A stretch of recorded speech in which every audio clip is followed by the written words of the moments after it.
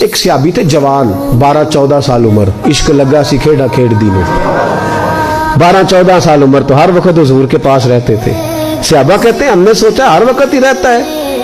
ایک دن نبی پاک صلی اللہ علیہ وسلم نے کہا ان کو ذرا بتاؤں تو صحیح ہے مجھ سے پیار کتنا کرتا ہے. صحابہ کو تجربہ کرانے کے لیے حضور نے اس سے کہا مجھ سے پیار کرتے ہو؟ اس نے کہا بیبا آپ کو پتہ ہی ہے سارا. تو حضور نے فرمایا جاؤ اپنے باپ کی گردن کاٹ کے لاؤ. کس کی؟ اوکھا جے بابا کام. ہاں اپنے باپ کی گردن کاٹ کے لاؤ. 12-14 سال عمر, چھلانگ لگائی. مسجد نبوی کے دروازے پر مولا علی شیر خدا کھڑے تھے. ان کی گردن میں تیر کمان تلوار تھی, کھینچی تلوار. اور جب دوڑے نا جذبات میں تو حضور نے فرمایا اسے پکڑ لاؤ, اس نے سچ مچ کاٹ کے لے آنی ہے. لے آؤ پکڑ کے. عاشق نزاکت جانتے ہیں. حضرت طلحہ بن برا بیمار ہو گئے. بیمار, دن میں 2 دفعہ میرے نبی تیمارداری کرنے جاتے. 2 دفعہ. اللہ کرے وہ بیماری میں ہی آ جائے. چر ہویا میں نے ترلے لیندیاں کدی موڑ میرے ول واگاں, خواب میری وچ ایک وار جاویں میں ساری عمر نہ جاگاں. نبی پاک صلی اللہ علیہ وسلم 2 دفعہ تیمارداری کرنے جاتے. 2 دفعہ دن, 2 دفعہ حضور پتہ لے. ایک دن حضور شام کو گئے, ان کا ماتھا چوما تو حضور کی آنکھوں میں آنسو آ گئے. پھر میرے حبیب پاک نے ان کے والد کو کونے میں بلایا, کوئی بات کہی, باپ بھی رونے لگے. حضور نے پھر پیار کیا, چلے گئے. حضرت طلحہ اپنے ابا جی سے کہنے لگے حضور کیا کہہ کے گئے ہیں؟ کہا بیٹے کچھ نہیں. کہا نہیں مجھے بتائیں. کچھ نہیں, رشتہ ہی بڑا نازک, نہیں بتائیں. تو باپ نے سر پہ ہاتھ رکھا, کہا حضور کہہ گئے ہیں تو آج شام کو فوت ہو جائے. اور جب حضور نے کہا جب اس کا انتقال ہو جائے تو مجھے خبر کرنا. والد کو چارپائی پہ بٹھا کے تو حضرت طلحہ نے ہاتھ پکڑ لیا. عشق تیاگ دومی ایک برابر, پر عشق دا سیک ودھیرا. اگ تے ساڑے ککھ تے کانے, عشق ساڑے تن میرا. او اگ دا دارو می تے پانی, مینوں کوئی دسے عشق دا دارو کیڑا.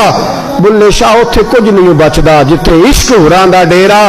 ہاتھ پکڑا باپ کا اور کہنے لگے ابا جی ایک وعدہ کرو, رات کو جب میں فوت ہو جاؤں تو نبی پاک کو اطلاع نہیں دینی. خبر. کہا بیٹے حضور کہہ گئے ہیں دینی ہے, تو کہتا نہیں دینی, کیوں؟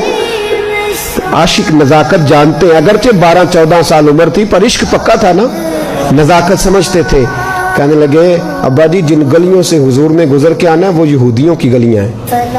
ایسا نہ ہو میرے جنازے کی خاطر حضور گزرے اور کوئی میرے نبی کو تکلیف دے دے, اس لیے خبر نہیں کرنی مصطفیٰ کو. آپ جنازہ پڑھ کے دفنا دینا. رات کو انتقال ہوا, باپ نے جنازہ پڑھا, دفن کیا. سارا کچھ جاننے والے رسول آئے. کہا مجھے بتایا کیوں نہیں؟ عرض کی محبوبہ, کہتا تھا حضور کو تکلیف نہیں دینی, میری ذات کی خاطر تکلیف نہ دینا, نہ کوئی یہودی تکلیف نہ پہنچا دے. گلیاں یہودیوں کی ہیں, قربان جائیں. ساری دنیا روضہ رسول پہ, اور میرے رسول نے فرمایا مجھے بتاؤ اس کی قبر کہاں ہے.